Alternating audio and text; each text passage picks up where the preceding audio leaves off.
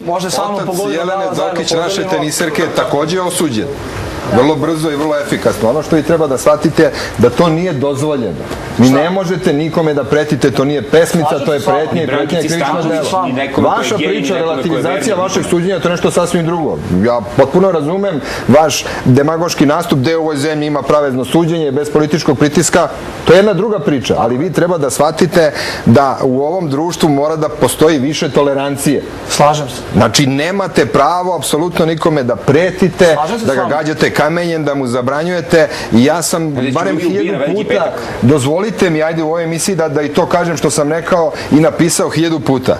Jedan veliki filozof Voltaire je rekao jednu čuvenu rečenicu pre 250 godina. Ona glasi: ja ne mislim kao ti, ali ću se do kraja svog života boriti za tvoje pravo da ne misliš kao ja. Mi 250 godina posle Voltera nismo prešli taj stav 1. Dakle, ja ne mislim kao ti, ja odmah uzimam kamen, uzimam motku, uzimam lutku, pevam pesmicu, pretim. To, mladi gospodine, nije dozvoljeno.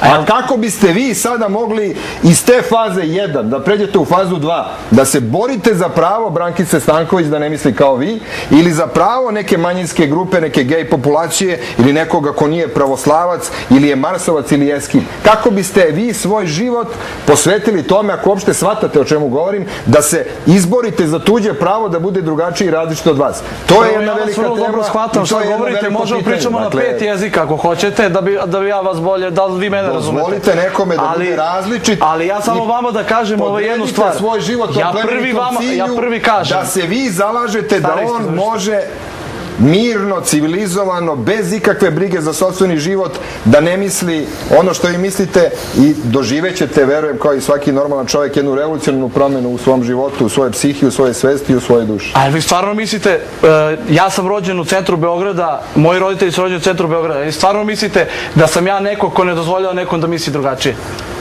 Vi stvarno verujete u to? Po tome što vi pevate neke pesmice... Ja vam ja ličim na nekoga takvog. Jel ja vama ne dozvoljam mislite drugačije? To je apsolutna demagogija što vi pričate i mora se priznati da to radite simpatično i vešto i zato dobijate aplauze, ali to nije poenta. Dakle, ja sam rođen u centru Beograda, pa šta s tim?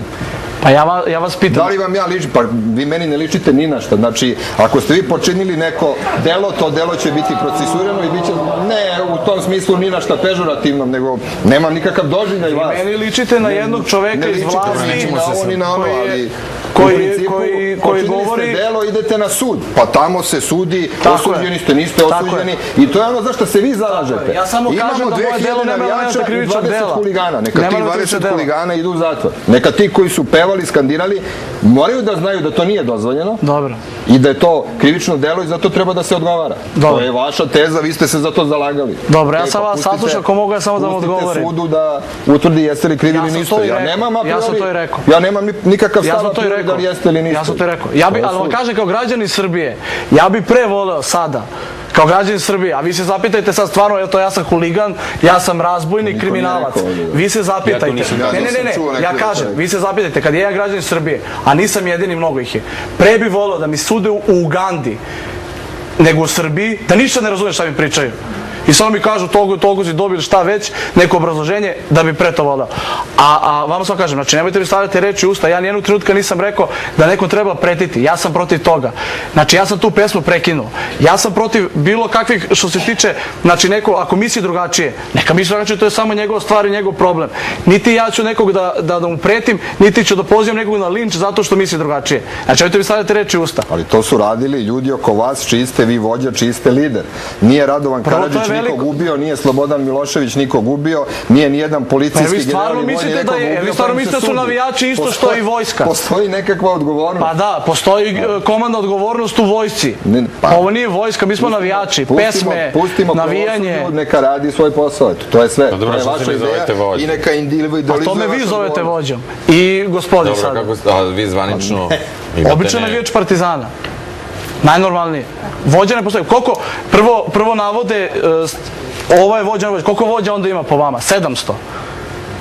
700 vođenja. Meni nema Dobro, to nijedan, je ja ne slično znam nijednog. političkim strankama. Niti sam im ja dao epitet Ovo vođe, nije niti sam ih vojska da kvalifikovao. postoji komandna Pa odgovornost. ne, ja nikoga nisam kvalifikovao, Da, ali niti nije su slučajno stavao. 7.000 ljudi To su floskule koje se pominju u To je javnosti. takođe nije slučajno, Tako to je, ćemo se razumeti. tako je. I interesantno što ste pomenuli, vami su svedoci bili policajci, Tako je.